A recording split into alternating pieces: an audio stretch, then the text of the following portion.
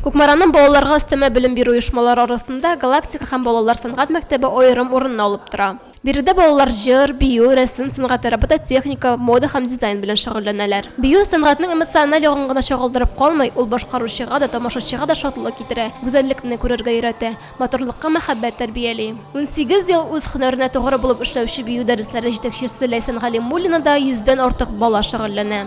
Атнага 4-5 тапкыр бию белән шөгыльләнергә киләләр. Тырышам төрле биюләр аларга. Ул татар крашен булырга может, мишәр булырга может, стиляги, рок-н-ролл. Дәресләрдә укучылар төрле халыкларның тарихы, бию үзенчәлекләре белән танышалар. Безнең хореограф белемнәрне бик әйбәт бирә, аңлата, движениеларын.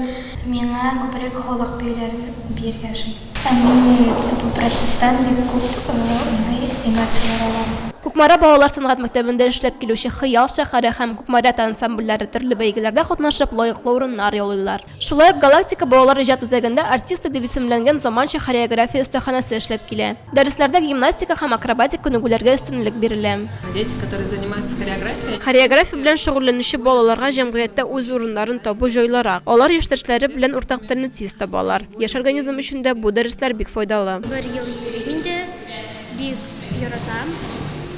Бик матур биюләр, матур костюмнар һәм шундый мотивация прям көн саен киләсе килә дә биясе килә. Һичшиксез бу бию дәресләренә йөргән укучылар үзләренең зифа буйлары һәм биюгә карата булган олы мәхәббәтләре белән аерылып торалар. Айсылу Мөхәммәтҗанова, Динара Хәбибуллина, Марат Сабирҗанов, Азат Нигъмәтуллин, Татарстан яңалыклары.